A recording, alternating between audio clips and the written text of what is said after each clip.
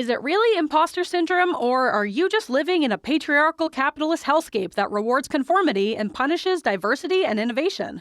This is the age-old question that we're attempting to answer on this week's episode. In part 1, Kristin is taking us through the 6 characteristics of imposter syndrome, aka imposter phenomenon, and providing some tips for defeating the perfectionism demons, with a bunch of rants about individualism in between.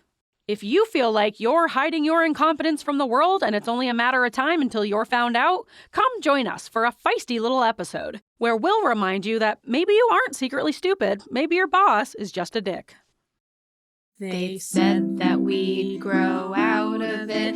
Well, the joke's on them, that's just our brains. We're eccentric, loud, and stubborn, and most of our clothing is covered in stains. It's not a deficit of attention, there's just too much to think about. So if executive dysfunction becomes a little too much, if you forgot why you came in this room, or you're hypersensitive to touch, then put on your seamless socks and come join our little flock. Bitches stimming together, we're weirds of a feather, weirds of a feather.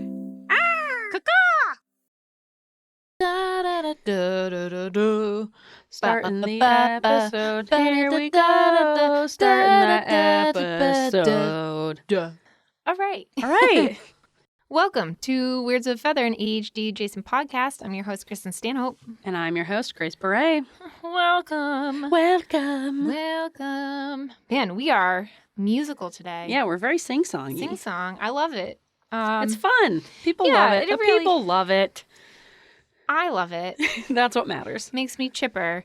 But on a less chipper note, yeah. In lieu of a warm-up question, I wanted to give a shout-out to Maine. And so recently, people who are in the U.S. probably saw this because it made national headlines, but Maine made the news. And usually when Maine makes the news, it's something like, man finds world's biggest lobster, or like moose runs through the trailer park, or something like that, you know? Not so much this time. We did have an unfortunate incident with a mass shooter.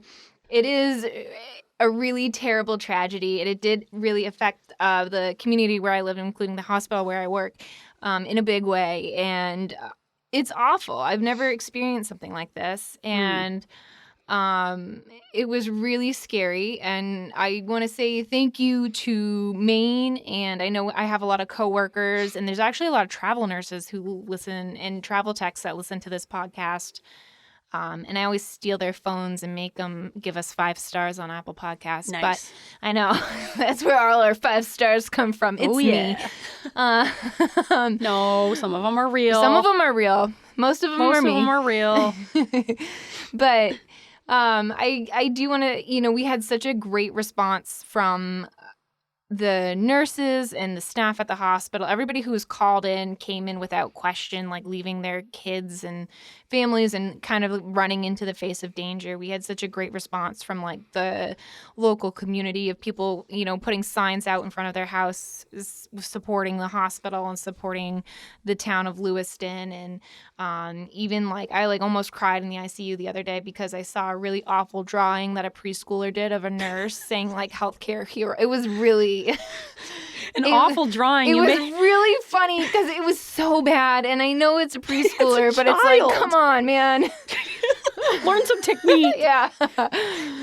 But it was really cute. And the community's really stepped up. I think there was like a bakery who gave like a bunch of bagels, and even Dunkin' Donuts, like one of the local Dunkin' Donuts, spent a whole day giving out free coffee and donuts, which to a healthcare worker, that's a slam dunk right there. Yeah, free that's coffee. gold. Yeah, even if it's better Dunkin'. than sex. No.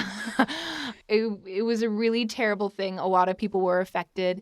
My heart goes out to all the families who are experiencing loss and grief right now.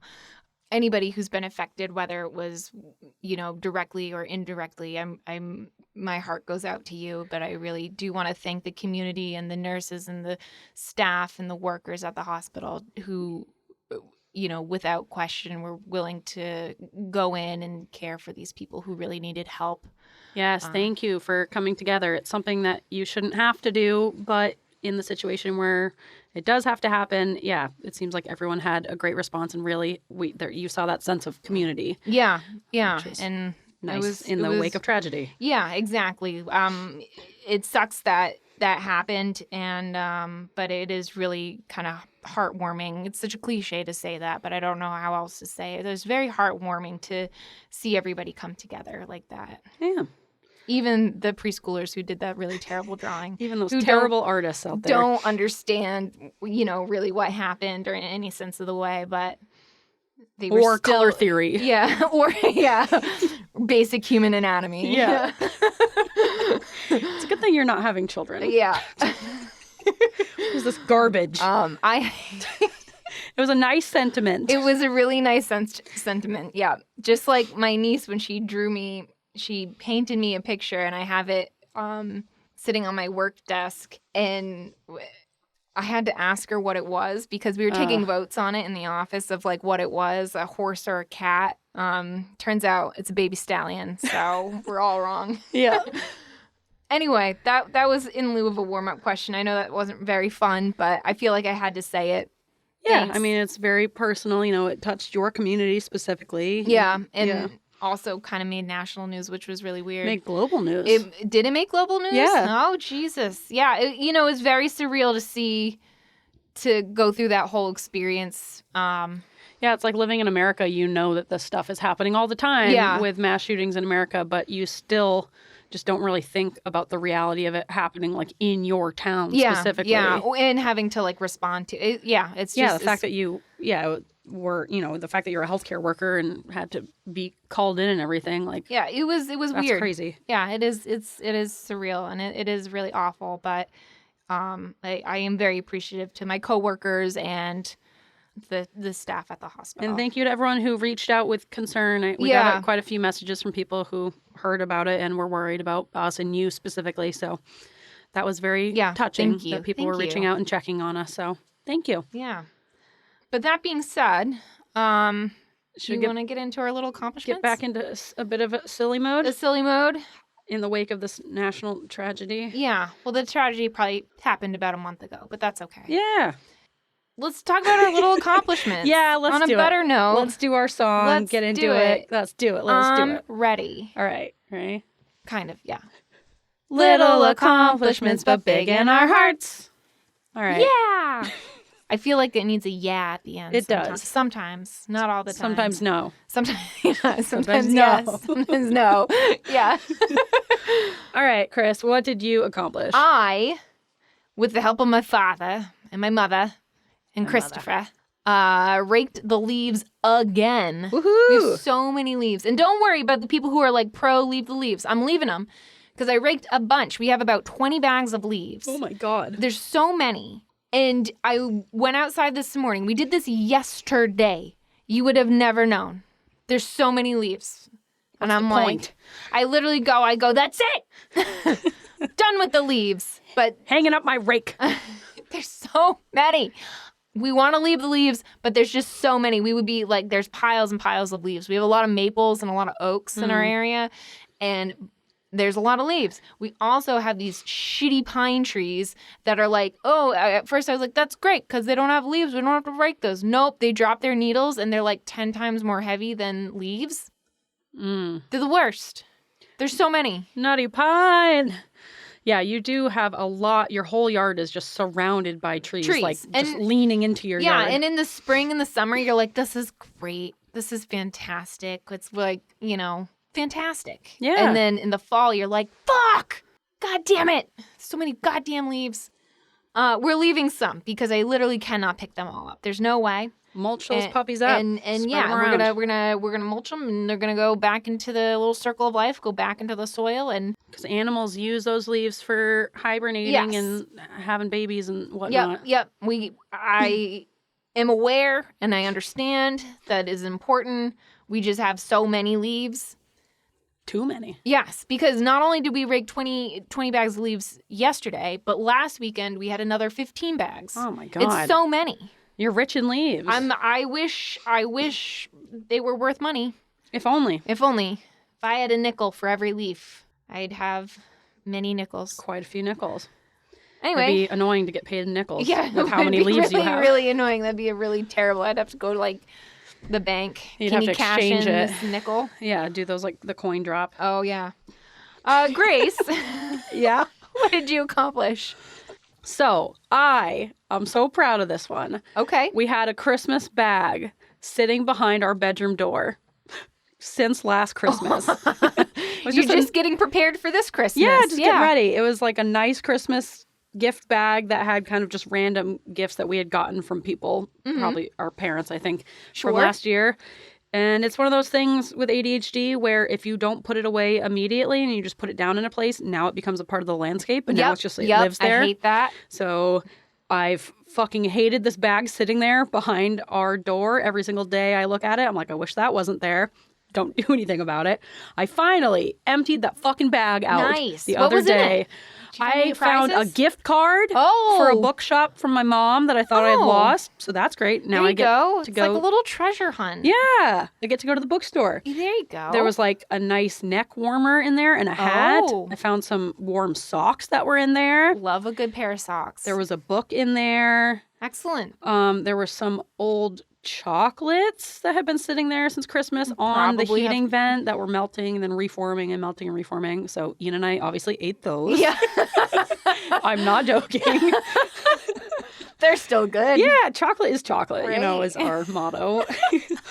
And then I put the gift bag away in our little drawer of gift bags, and now I got a little gift bag Now you get a gift bag use for this Christmas. Yeah, so and that spot's cleared for this coming Christmas. Exactly, gotta make room for the new Christmas bag behind the door. That's fantastic. But you know what? Instead of dwelling on the fact that it took us 10 months to empty it, I'm just going to celebrate that it only took me 10 months to empty this Christmas bag. Yeah, and I finally did it. Could have taken you 11 months or 12 months. Yeah. Or longer. Exactly. No, proud of you. Thank you. I'm pretty proud of myself. I did it. Yeah. Yeah. Oh, yeah. Oh, yeah. All right, Kristin, you're taking the lead on this one. I'm taking the lead. Why don't you get ready? us into that meat? The meat. It is the meat. I hate when we joke about something and then it just becomes the thing. Yeah, we were really hoping that wouldn't be a thing, but now it's the thing. It's stuck and now it's just and there. Now it is. On this is a listener request, and I'm really sorry that I don't remember the listener. It was on the Facebook group. Was it Susan on the Facebook group? Oh, now I gotta check Facebook. Cue the music.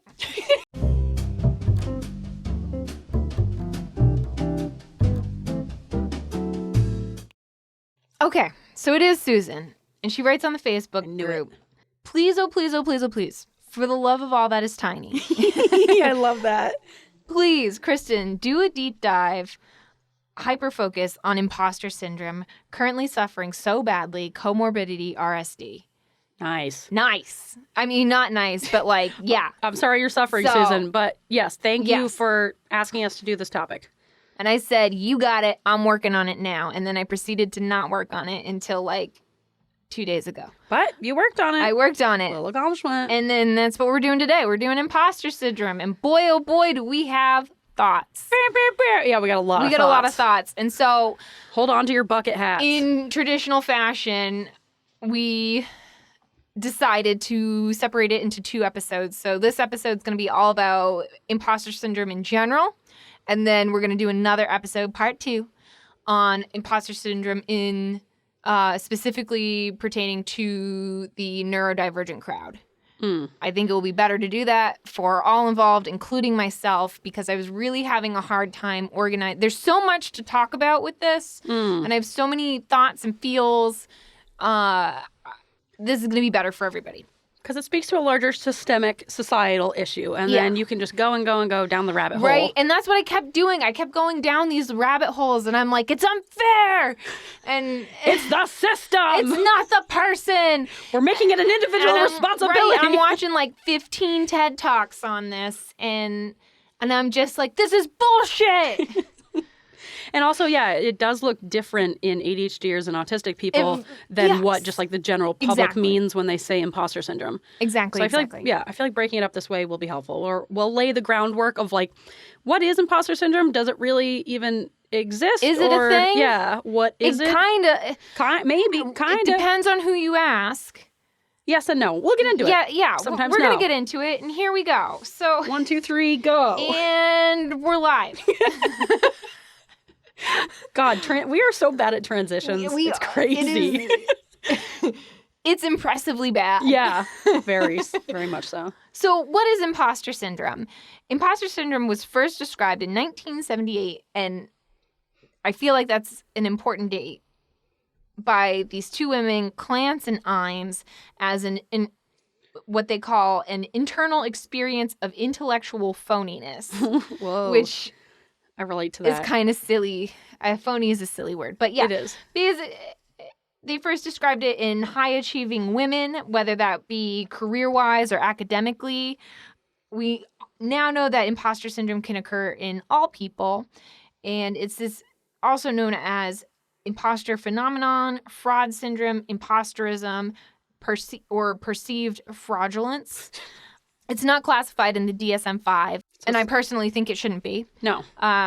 It's kind of this like observed phenomenon, and most people describe it as this: people perceive themselves as being less competent than they actually are.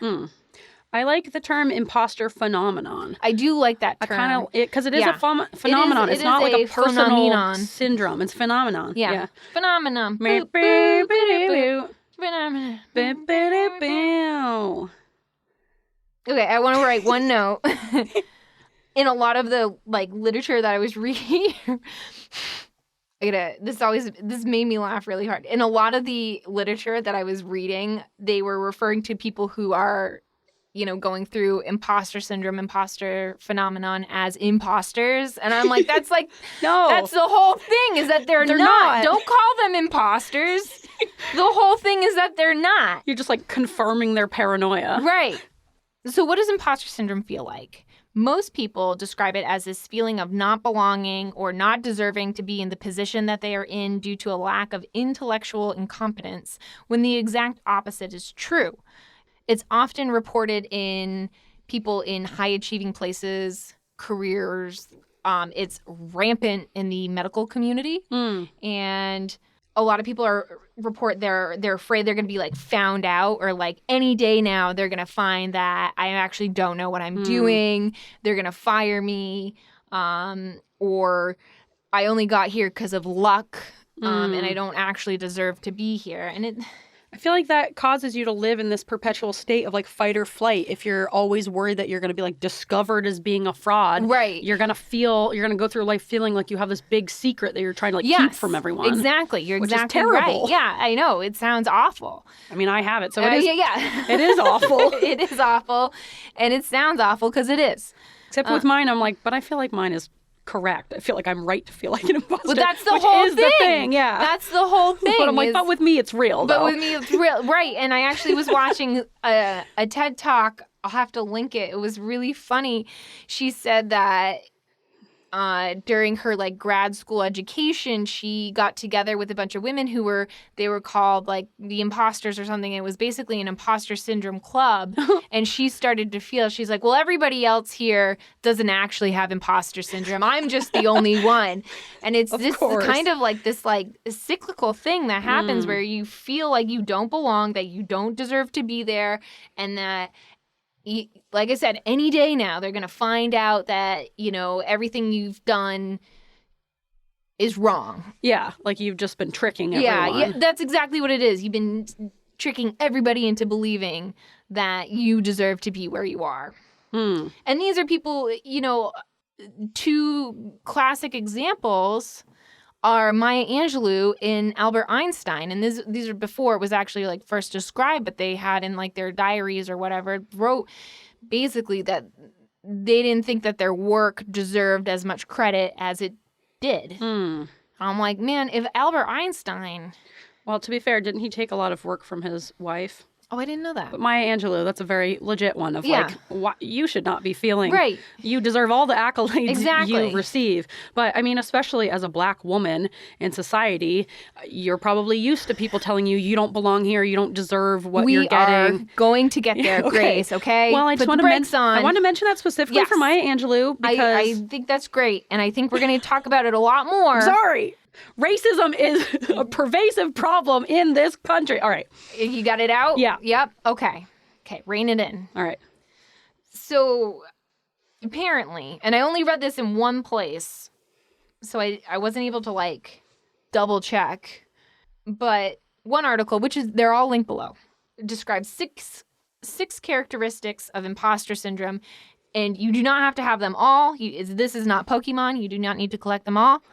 But there are 6 characteristics. Some I think are redundant, but here we go. Let's talk about them. Okay. So number 1 is this imposter cycle. And you can do one of 2 pathways, which is great to have options. So many different ways to Right. find yourself in imposter syndrome. Right. The one pathway is the over-prep pathway, where you over-prepare for everything. That's you. Because, to prove that you can do this thing, you have to over-prepare just to prove that you're competent in the thing. The other pathway is this procrastination pathway. That's me. That's you, yeah. Where you avoid doing the thing until the last minute because you're afraid of the failure and you don't want to get into it. And then... So if you don't do it, you can't fail. Right.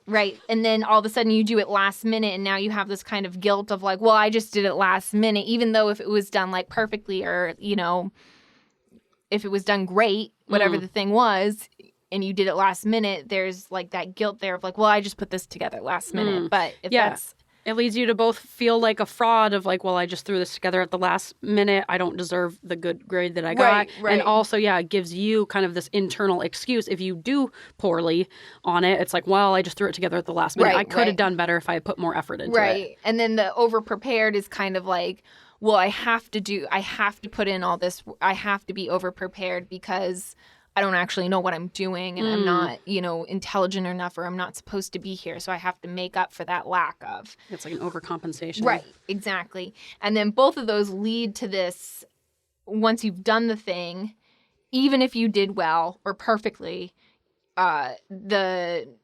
you don't take the time to recognize your accomplishments and achievements. You kind of like, okay, that's over. Now what's the next thing? And then it kind of goes into this cyclical pathway of either over-preparing or procrastination. And then you do the thing and then you're like, okay, and no one's taking time to, sit with the fact that they've accomplished this major thing.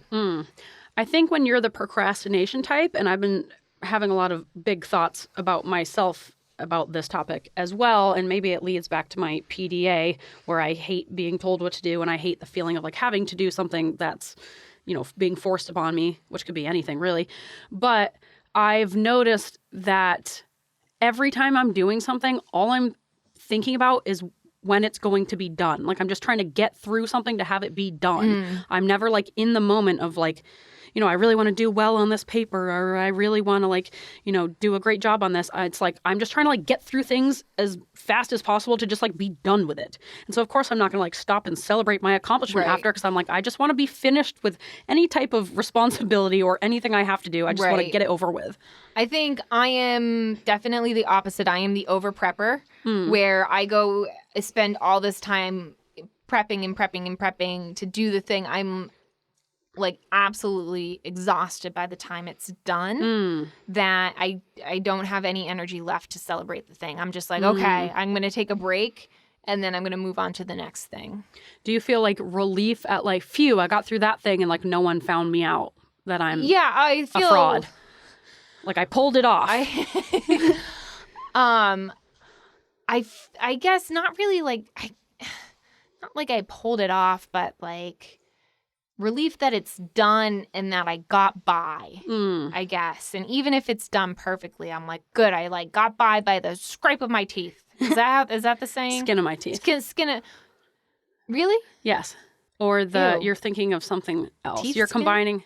Well, that's why it's the saying, because you don't have skin on your teeth. Oh, okay. And if you did have skin on your teeth, it would be very, very thin. So you just barely got by the skin of your teeth. Which you don't have. That's a dumb saying. You don't have skin on your teeth. You're talking about lips. Actually, lip skin, very thin. That's why your lips are red. Got by the your skin lips. of my lips. Yeah, that's what it really should be. That's what it should be. That's what it should be. Let's change it, That's anatomically correct. Yeah. Skin of my lips. It's weird. What a weird saying. I like it better. All right. Even though it's gross. We'll use that from now on. Okay. I'm glad we could clarify that. Yes, thank God. I love when you come up with new little expressions. Well, I don't like the first one. And the second one is acceptable. I'm going to have to look into where that expression came from. The skin of your teeth. Yeah. Ugh. All I can think about is like skin, teeth skin. Ew. Like, imagine if you did have skin on your teeth. I would pick it off. Something else to pick at. No, we're moving on. Okay, moving on. Okay, next You're thing. the one who brought it up. Well, Because you didn't know how the saying went. I didn't know what the saying was. Okay. I thought it was the scrape of my teeth. What does that mean? I don't know. That's why I was... Nobody knows. I'm trying to think of what other expression you combined with that There one. was another one. Yeah, I know. There are many, I think, all on this podcast. Just a general concept that you've thrown into scrape of my teeth. I scrape by. That's what I'm thinking. Yeah, scrape by skin of your teeth. Yeah. Scrape of your teeth. I scrape my teeth. Yeah. All right, moving on. Oh my God. All right, next one. Next characteristic is perfectionism. I feel like this one is pretty self-explanatory. Everything needs to be perfect. Everything needs to be the best. Yep. The next one, I don't understand how it's different from from perfectionism. Is the superheroism. And that one is also defined by the needing to be the best. And often this is achieved by over-preparing. Well, here's what I think it is. You can have perfectionism without over-preparing. Like, I have a lot of perfectionism, and it leads me to avoid things. Because it's like, if I can't do it perfectly, I'm not going to do it. I see. So perfectionism doesn't necessarily mean that you over-prepare. It just means that you're really anxious about the idea of something not being perfect. And it could lead you to over-prepare. It could also lead you to avoid it. It could lead you to procrastinate. It could lead you to do it anyways. Like, I feel like that's really where my ADHD versus autism battle comes in, where my autism really, really craves this absolute perfectionism. And it's something that my ADHD will never, ever be able to achieve. And so I do have this internal perfectionism, but I can't ever reach it. So instead, I just feel really shitty about stuff all the time. You know? It's a terrible place to be. It's so bad. It's like having like an observer who's like, that's not correct. And then you have like a little child who's like trying to do it perfectly. I'm trying my best. Yeah. And it's like, that's not good enough. So yeah, I feel like that maybe is a difference. Okay. I like that. Right? Okay. Yeah. The next one, give me a few. I tried this last night. Give me a second here. Okay. Atychophobia. Yeah, I think you got that. Yeah? Tricky spelling. That is Atychophobia. Yeah. tricky for sure. And that is the fear of failure, which I don't... Here's another thing. I don't see how anybody isn't afraid of failing. Are there people out there who are like, if I fail, I fail, I guess? Yes, there are. Yes. What? That's are people wild to me. who see failure as just like... What a great learning opportunity. Yes, literally. You're kidding me? That's what people say to make you feel better about when you failed. But I think there are people who really feel that in their hearts. It's hard to imagine. No, I can't imagine. But I think there are. I think everybody doesn't. Great, a learning opportunity, you know?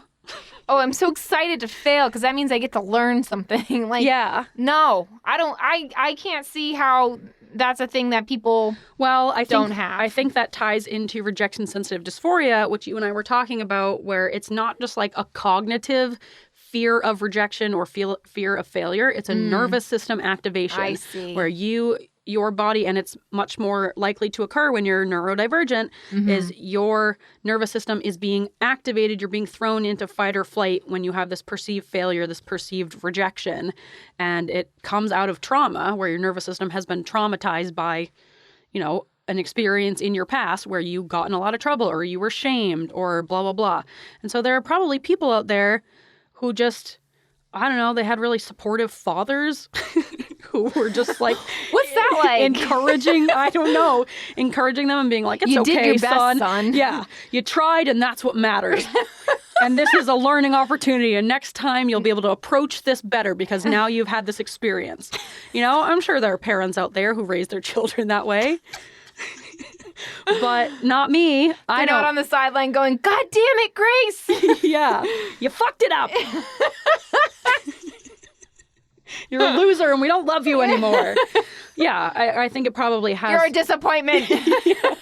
You're the shame of the family. This is why we had a second child. Yeah, I feel like it has a lot to do probably with, how you're brought up. How your family treated mistakes. You know, because there are families out there who are like, oh, a little spill, that's okay. I'll just get a paper towel. And they're not like shouting at you for making a mistake. Jesus Christ. What the fuck? Why'd you do that? We had wonderful childhoods. I just want to make that clear. Yeah. Yes. Overall, fine. Yeah. Could have been better. Could have been worse. Could have been worse. Yeah. Yeah. If you have no fear of failure, reach out to us at Weirds with Feather. We're going to interview you. I can't imagine you're listening to this podcast. No, you're I can't imagine. To like a marketing podcast or something. If you have no fear, I want to know. And just as like, I just need to pick your brain for a little bit and just ask you some random questions. I mean, think about like actors and singers. Like you have to be willing to be rejected and like put yourself out there and like I think there's a difference between like being prepared to fail but you're still kind of scared of it. But there are people who are scared and do it anyways, and then there are people who are scared and so they don't do it. And I think that's the difference. I think everyone inherently probably has a baseline of fear of failure because it's a human, it's a human reaction. Fear of failure, fear of rejection, fear of not belonging, fear of embarrassment. I feel like those are all like pretty base human emotions. Yeah. But I think there are people who fight through it and do the thing anyways. And there are other people who let it stop them from doing it because they're so scared of that fear of failure that they just don't do it, which I relate to. You know? Yeah. Yeah. I think to a point, there's some things you got to do no matter what, even if it's scary. Yes. And that sucks. It does suck. Yeah, it does suck. Moving on. Denial of competence, which I think is important. I think, especially in the OR, I like to use a lot of self-deprecating humor. And now I'm realizing that's just a denial of competence. I think Yeah, you're mean to yourself. I'm very mean to myself. You are. I call you out on it all the time. Yeah, I like to set my standards low, and then I'm never disappointed. I've always said that to myself. It's not a great thing to live by at all. I don't recommend it. Not a great approach, yeah. Well, I feel like you growing up, because you were an undiagnosed dyslexic and an undiagnosed AuDHDer, you did have a lot of struggles in school and you were always just told, like, you just need to work harder. And so I feel like now that you have achieved success and you have shown that you are smart and competent, you probably always doubt that because it's like, well, I just had to work really, really, really hard at it and I'm not, I don't know, I feel like... Yeah, I know what you're thinking. I do have this imposter phenomenon of it's almost like, and we'll probably get into this more in part 2, but I only did well because I worked really hard at it. Yeah, not because I'm smart. Not because I'm smart and I worked really hard at it. Like the way I phrase it in my brain is that I got by with the skin of my lips because I worked really hard at it. Like I worked really hard because I had to, and that's the only reason. When people give you compliments and they're like, "Well, she's a hard worker," which in my mind, I know growing up was like one of the worst compliments you could have given me because it's like, "Oh, good." Yeah, wish I didn't have to. Wish I didn't have to. Yeah. I feel like mine is kind of the opposite of that, where I grew up being told that I was like very gifted and smart, but I always felt like I didn't have the work ethic to back it up, where like I feel like I, am good at like learning stuff quickly or knowing stuff off the top of my head, but I feel like I don't have the substance down below. So I've always felt like a denial of competence because I'm like, no, really, like that's that's where it ends. Like what you're seeing up top, there's not more intelligence down below. I'm just kind of like skating by along the surface of like I can come across as intelligent, but I feel like intelligent. But I feel like down below, because I don't have that work ethic, I've always felt like I don't have the stuff to like back it up. You know, so I feel like it's two sides of the same coin. Yeah, it is. It's very much the over-prepper versus the procrastinator is what I think. Yes. And then the last one is achievemophobia, which is the fear of achievement, which I don't know. I think that ties into the fear of failure, and I think it also ties into that feeling of denial of competence. Yes, I agree. Where it's like when you do achieve things, you feel like an imposter. You feel like, well, I didn't really deserve this. You didn't deserve it. Yeah, you didn't deserve it. You you got by with it, you know, or you tricked everybody into thinking that you deserved this. Yeah, so you feel like a fraud, and with more achievement comes more expectations that are being put on you. Like, you know, getting into the gifted and talented class, it's like, yay, that's a big achievement, but now that's the expectation is now you're going to have to be smart enough to be in this class. Right. And like, side note, we need to do an episode on gifted and talented. Yes. Speaking of racism. G&Ts. G&Ts. We can drink G&Ts while we talk about G&Ts. Yeah, I'll bring my homemade gin. Yeah, because it's an interesting phenomenon that comes with a lot of different systemic problems. You know, here's something that's a little sassy. Yes. As someone who was denied and put in the opposite program, the G&T program, I'm kind of glad you guys are all fucked up too.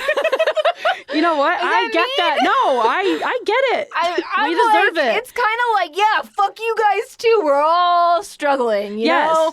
We all have different strengths and weaknesses. You guys were cherished like gods in elementary school. I know. I agree. I was sent to the basement.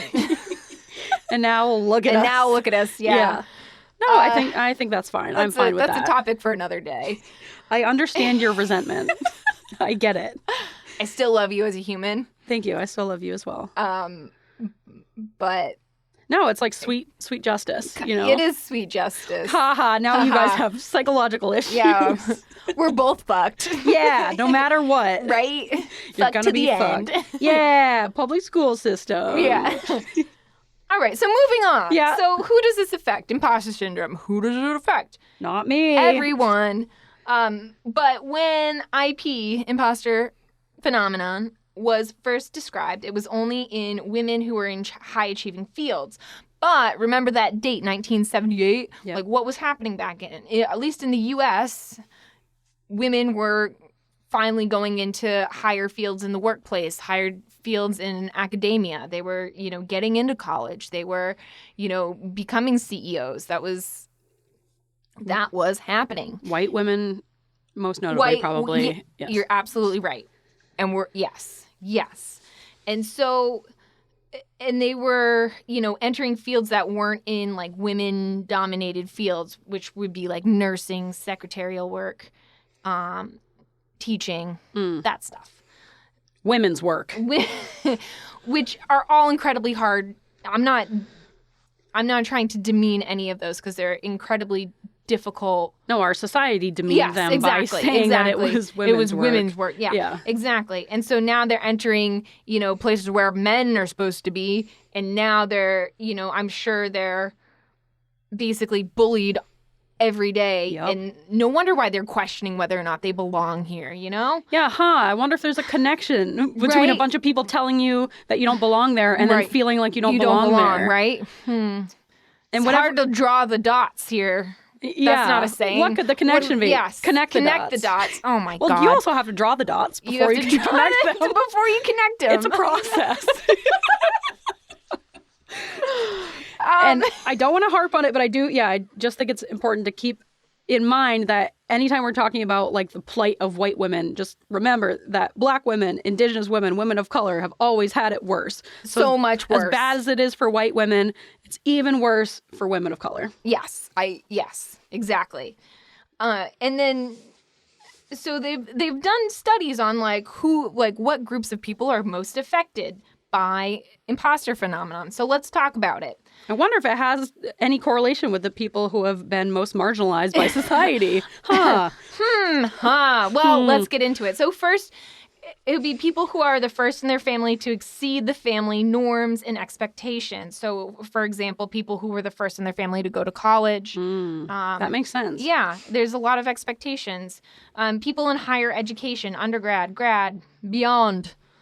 People in fields where the measure of success was not equivocal to the quality of their work. People in the arts. Jamie, watch out.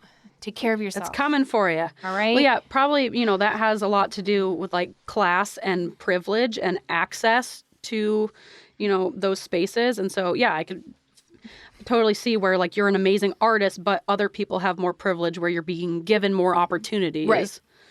Right.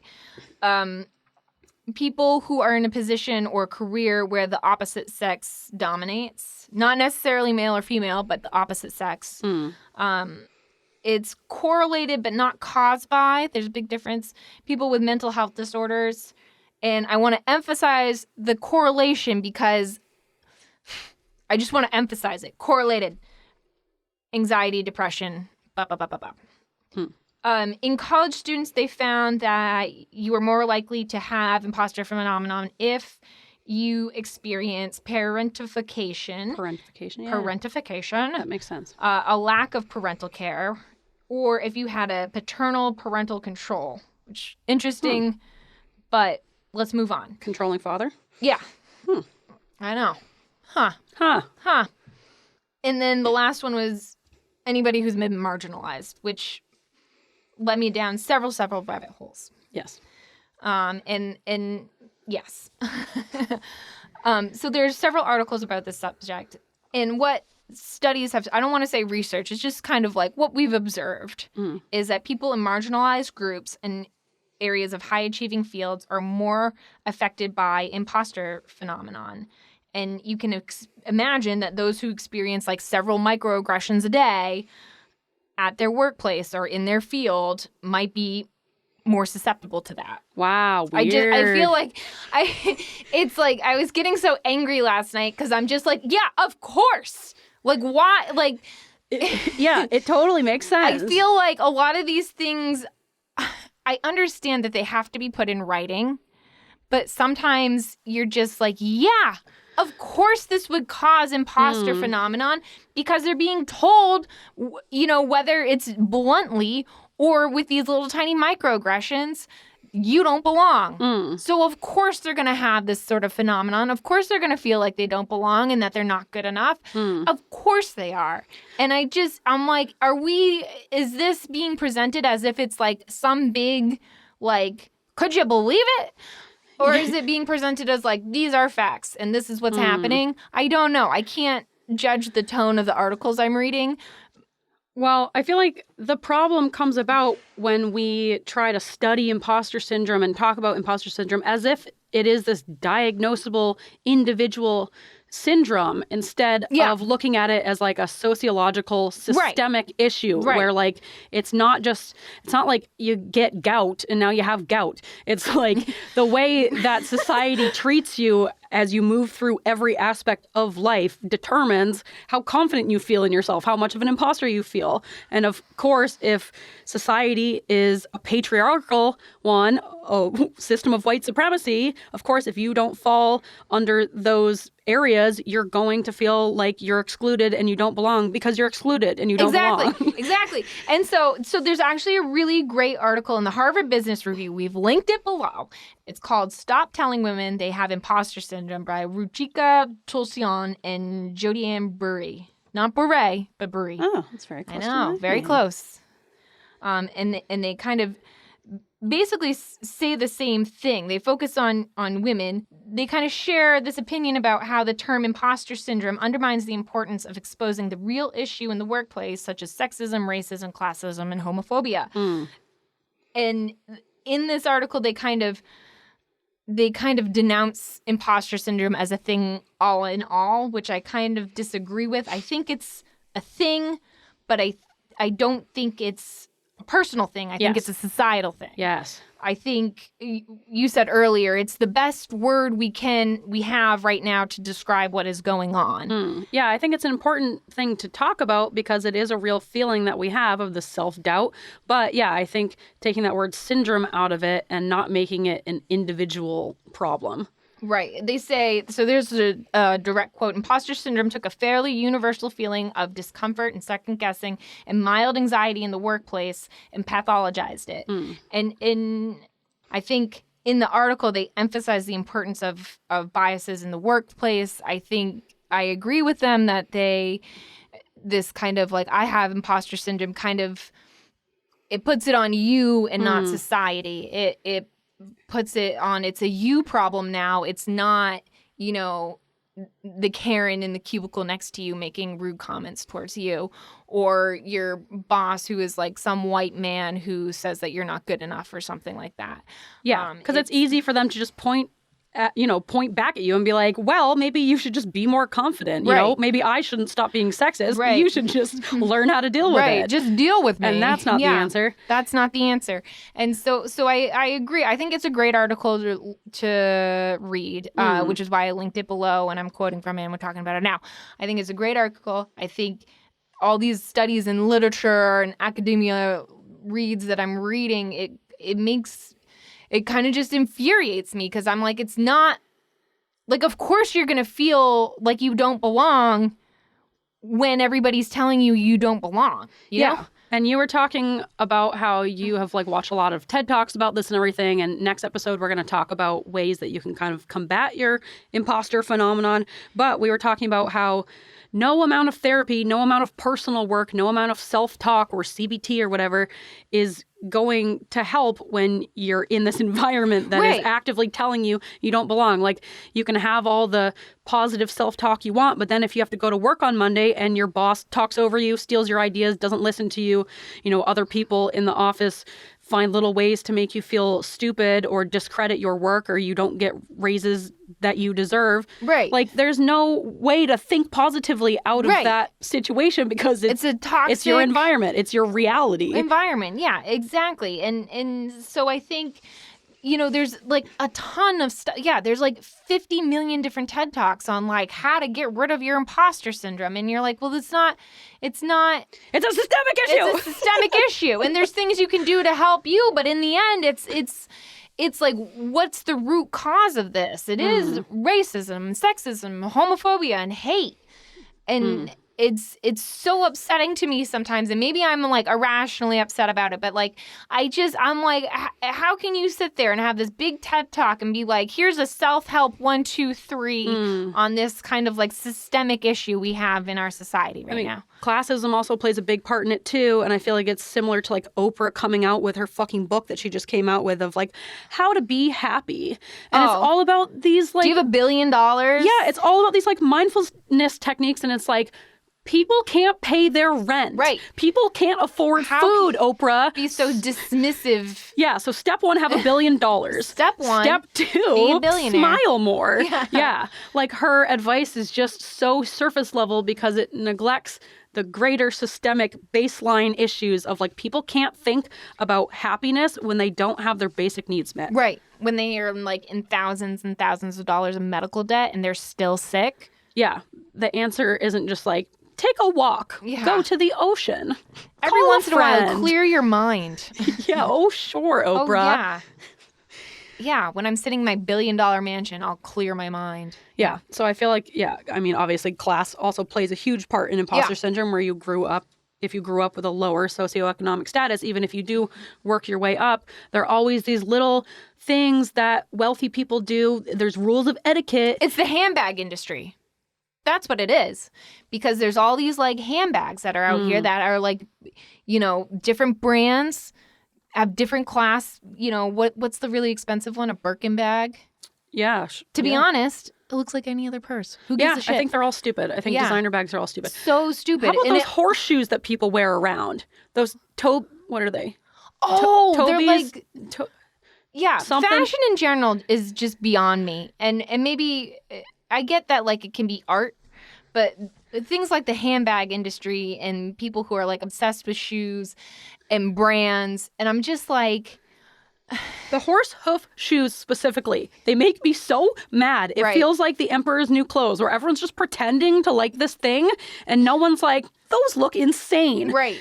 Those aren't functional at all. And it's just like super wealthy people clomping around, and they're all like, oh my God, I want some. I want the horseshoes. Like, they're actually camels because horses have one toe. Sorry. Right? They're different. Know. Yeah. Yeah, I guess camel. They're camel. They're camel toes.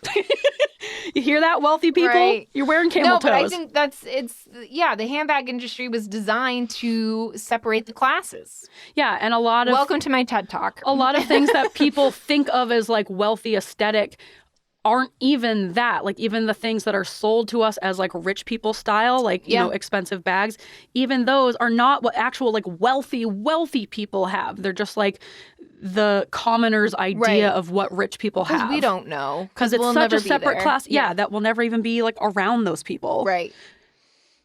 That was a good rant. Okay, that was a good rant. I'm glad we covered class in America. Yeah. So how do you know if you have imposter syndrome? Well, one, you can just think about it a little bit. Do you feel like an imposter? Yeah. Do you feel got like, yeah. Or if you want to take a more scientific approach to it, there are these scales.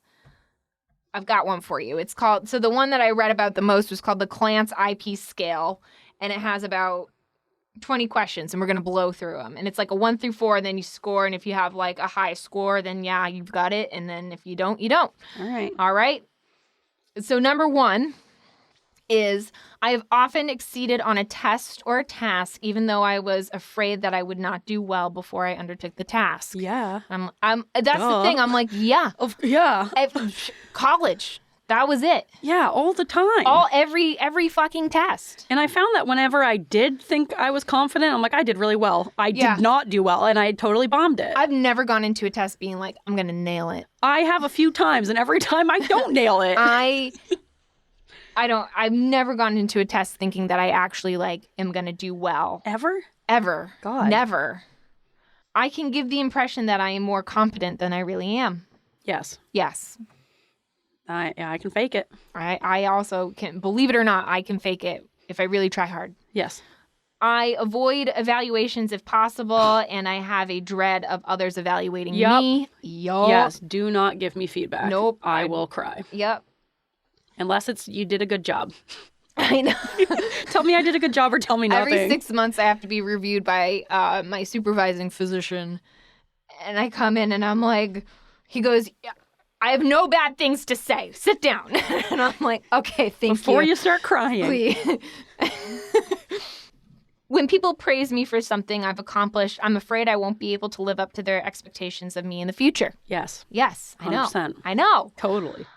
I sometimes think I obtained my present position or gained my present success because I happened to be in the right place at the right time or knew the right people. Yeah. I would say, Yes and no. In certain situations, in certain situations, yes. Sometimes yes and sometimes no. Sometimes no. I'm afraid people important to me may find out that I am not as capable as they think I am. Yup. Keep them that dirty little secret. Yep.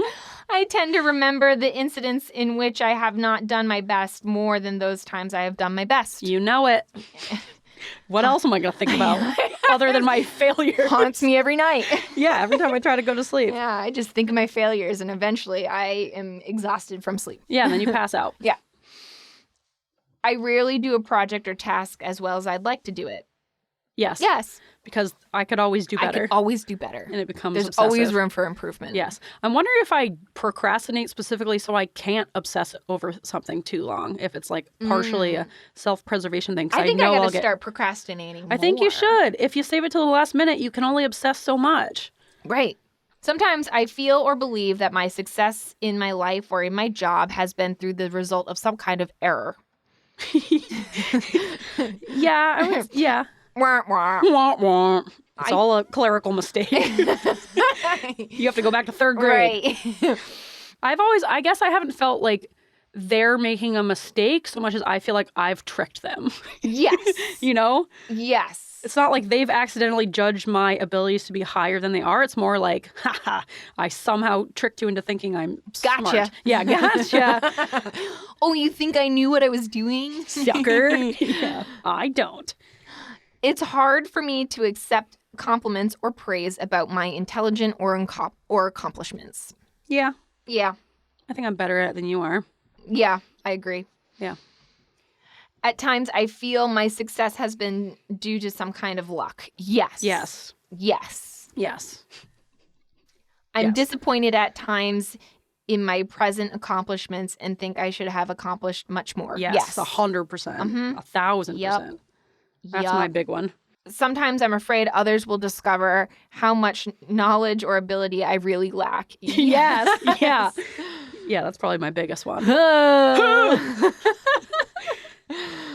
I'm often afraid that I may fail at a new assignment or undertaking, even though I generally do well at what I attempt. Yep.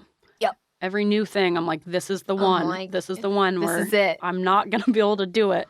Or I do, like, if I don't work really hard and prepare the shit out of this, there's no way I can get by. Yes. Like, it's going to take everything in me to do this. That's exactly, like, yes. Yes. Yes. Every single week when I go to write the show notes for this podcast, every single week I sit down and I'm like, that's it. My brain's empty. I've used up all my good thoughts. I'm never going to come up with a good sentence ever again. I have no ideas and I'm a fraud and I'm empty. I've got no more creativity in my brain. And then I somehow write it and I'm like, oh, I guess I did. And they always come out phenomenal. I know. And I'm phenomenal. Phenomenal. And I'm usually pretty proud of them. But then the next week it starts all over. I'm like, well, that's it. I'm tapped. Out of ideas. That creativity vein is gone. Yeah, it's gone. When I have succeeded at something and received recognition of my accomplishments, I have doubts that I can keep repeating that success. Yes, it's so much pressure. So much pressure. I don't like it. If I receive a great deal of praise and recognition for something that I have accomplished, I tend to discount the importance of what I have done. Yes. Yes. Yes. Yes. Oh, yes. I often compare my ability to those around me and think that they may be more intelligent than I am. Yep. Yeah. All the time. Yes. I'm like, I'm the stupidest one here. Right. I'm the only one with a secret. Everyone else knows what they're doing, and I am the fraud. And then I get caught off guard when someone dumb does something dumb. And I'm like, really? Yeah. You know? Yeah. Because you just assume that you're the dumbest one. Yeah. Yeah. And I'm like, there's another dummy. Yeah. Spotted the other dummy. We're together. This whole thing reminds me of that saying. I don't know who said it, but it's like, I wouldn't want to be a part of any club that will have me as a member. Like any club that's dumb enough to have me is so not a good club. But that's really true. Yeah, isn't that a good saying? Like, I'm instantly suspicious. Yeah, I'm like, what's wrong with you? You're going to... Oh, you're just going to blindly accept me like that? You're going to let me in? You must not have high standards. I often worry about not succeeding. Beep, beep, beep, beep, beep, beep, beep, beep, beep. Yep. I often worry about not succeeding with a project or an examination, even though others around me have considerable confidence that I will do well. Yeah. Yeah. That's every OChem test I've ever taken. If anything, I hate when other people have confidence in me. Yeah, so I'm like, don't stop tell me. it. Don't. Let me keep my expectations low. Don't put pressure on me. Don't do this. Oh, you're going to do great. Fuck you. I'll show you. Yeah, I know. Don't let that PDA come in. You need this to pass. Yes. It's so activated. If I'm going to receive a promotion or gain recognition of some kind, I hesitate to tell others until it is an accomplished fact. Yes. Oh my God. Yes. Because there's nothing worse than thinking something big is going to happen and thinking you're getting this opportunity and then it doesn't happen. Yeah. It's like, I'd rather just not get my hopes up. I don't think I told a soul about this podcast until we had like 5 episodes in. And I'm like, okay, now we're like legit and I can tell my mom. I also feel like it opens you up to other people's input and opinions and energy. And like, I just don't want that. I don't want other people's opinions to like influence me. Yeah. You know? I always say in the OR, if a surgeon's like, oh, you did that really well, I'm like, don't get my confidence up there. You shut the fuck up. Shut up. You know I'm going to fuck up later. Let me make up for this good thing that I did. Yeah. It's real, though. I feel like with ADHD, it's like whenever I get to the point, let's say I had a really good day for once and I was so productive. I'm like, wow, I did a great job. And then I feel like I'm overconfident in how much I was able to get done. And I'm like, well, I could just do that again. And then I like don't hold that anxiety of that usually gets me into my work because now I'm like, oh, well, I can do it again. I'm confident and easygoing. And then I inevitably am not able to like get in that same zone of like getting a lot of stuff done because I haven't used that anxiety to fuel me. I'm like too confident. Right. Well, we're going to get there next part 2. Yes. We're going to get there about ADHD specifically. Yes. It's so insidious. It is. Specifically with ADHD and autism. Yes. Yes. Yes. All right. Last one.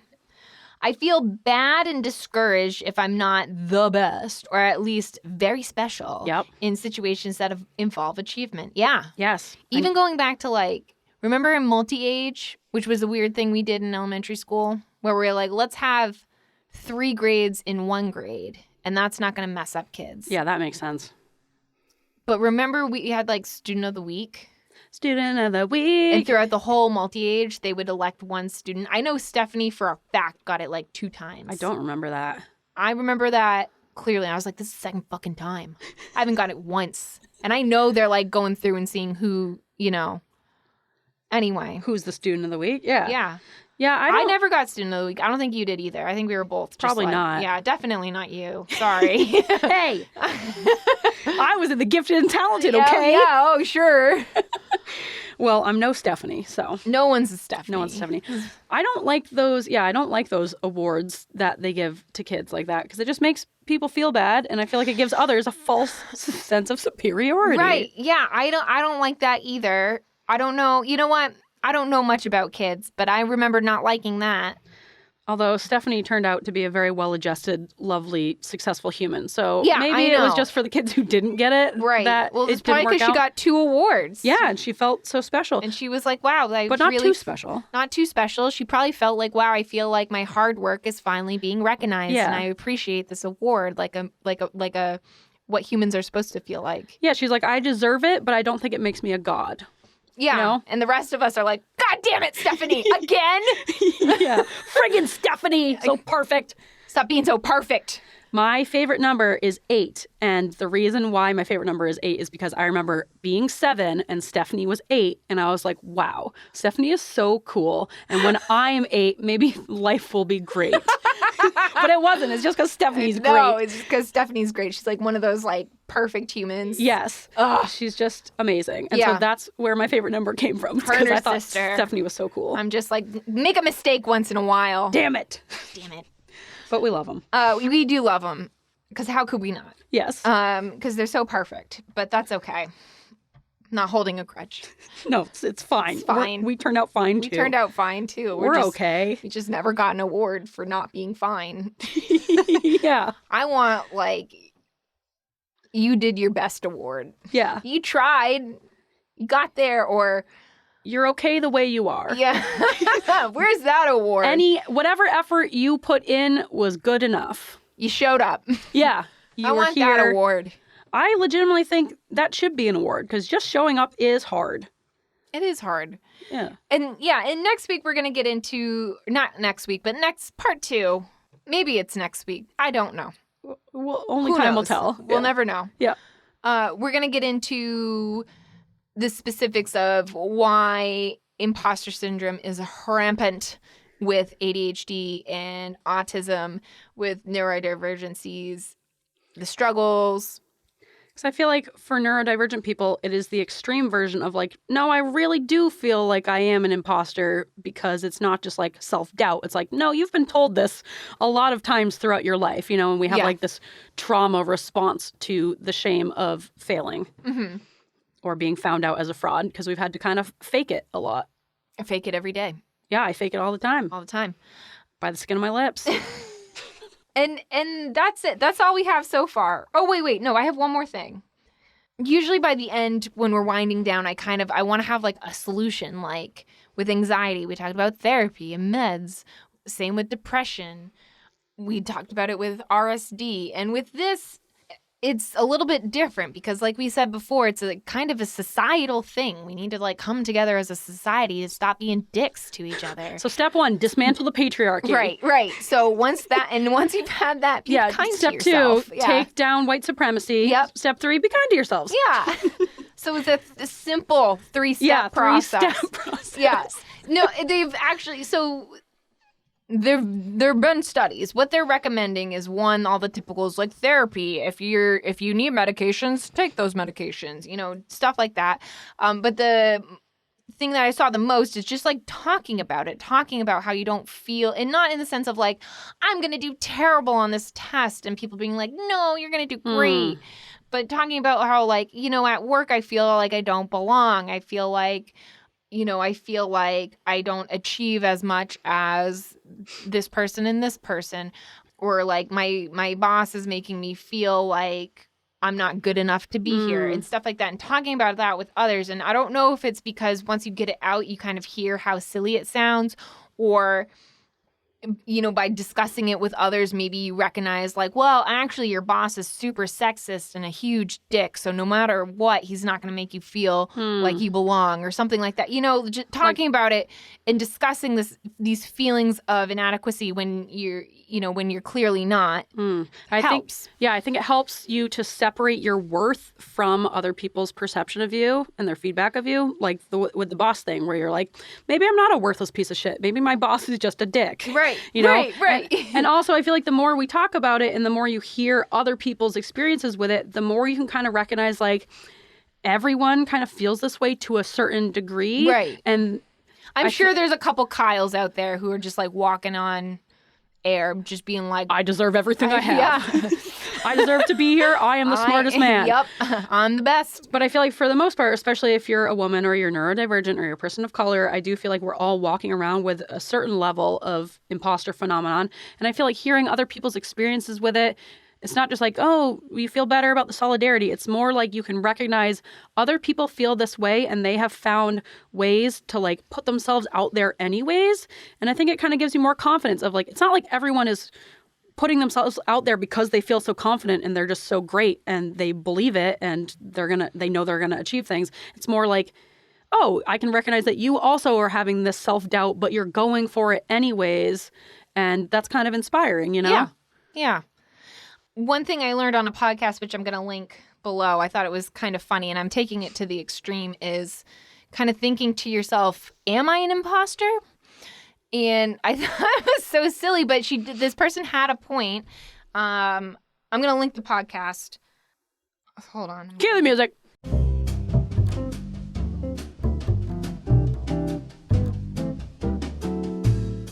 Okay, so it is called I Have ADHD Podcast, which is straight and to the point, which is what I like. Yes. It's by Kristin Carter.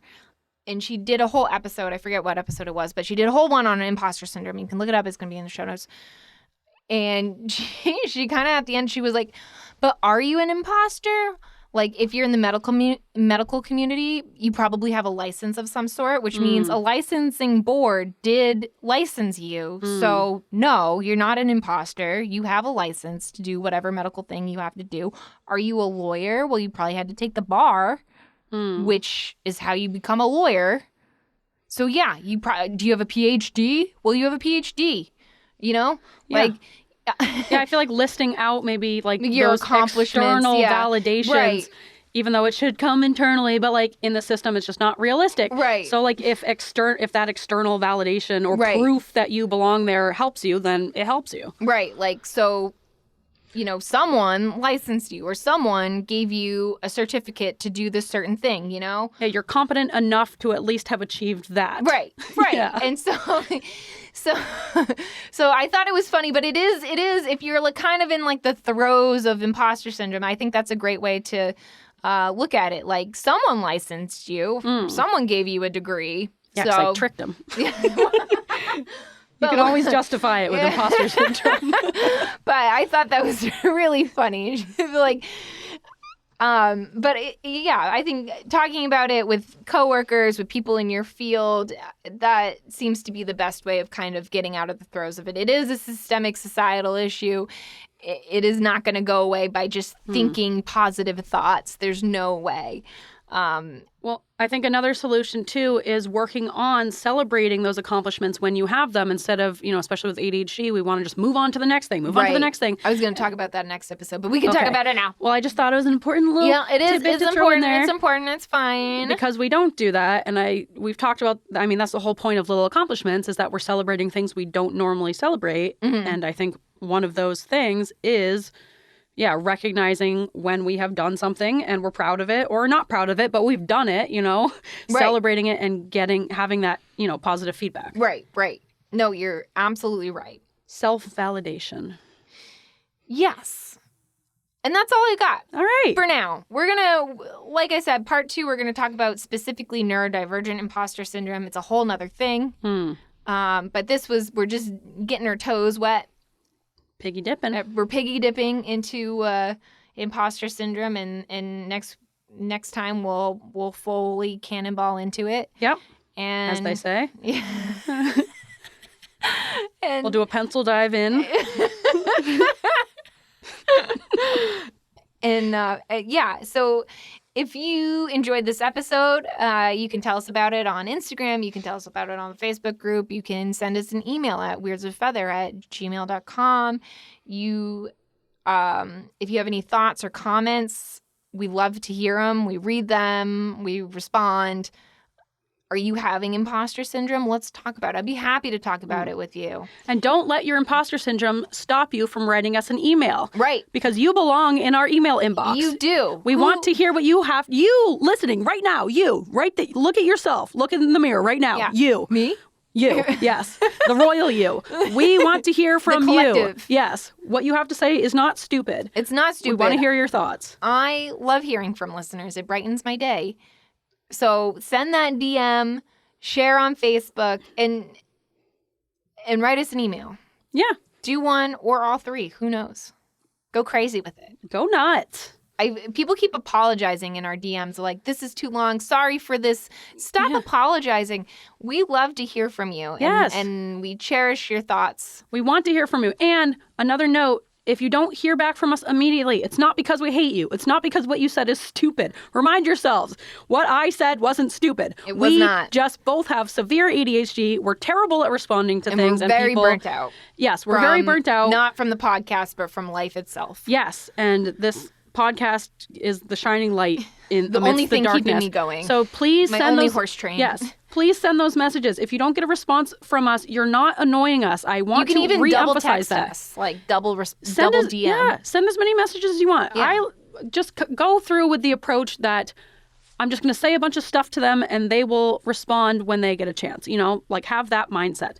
We're not like, oh, I can't believe this person's sending us so many messages. Every time we get a message, we're like, oh, sweet, listener responses. And then immediately we forget to respond. Yeah, I know. It's not a you thing, it's a us thing. It's definitely an us thing. Yes. But we're going to get there. We're going to working go on through. it. Yeah. Yes. That being said, should we get into the ball? Yeah, let's do it. Nice bond. I almost forgot for a minute. I want your bod. Nice bond.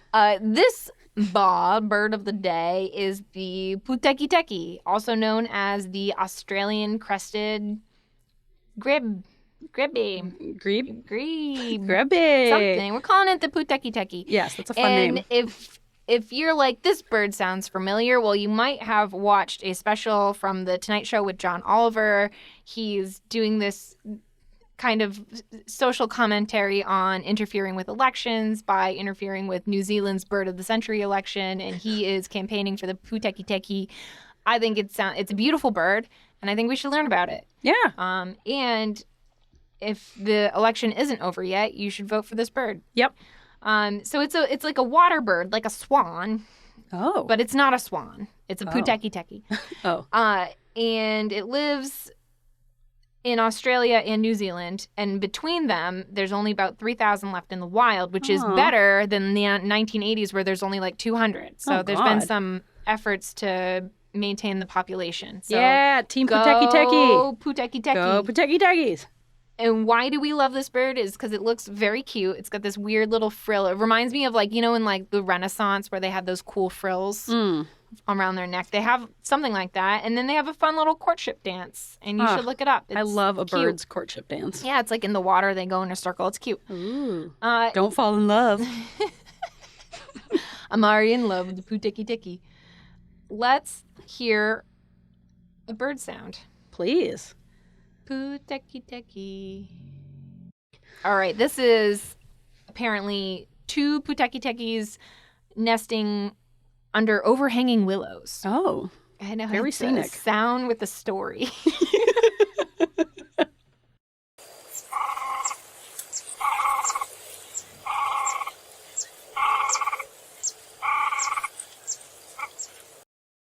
Wow. Oh, I can't get the throat roll. Wow. Wow. How's that? And now I can't do it. I know sometimes I can do it. I was doing it earlier. I need like a little. I know we were practicing. I know, which it we're not sounded supposed good. to. Ah, no, damn it, no.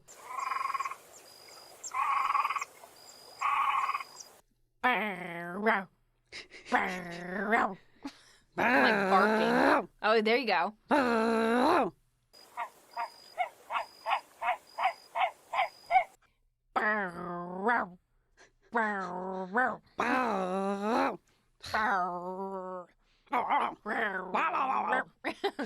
know. I feel like I'm just barking. But yeah, vote Puteki Teki. Go Puteki Teki. Go puppets. Beat the Shoebill puppets Yeah. in this Saturday's game. Yeah. All right.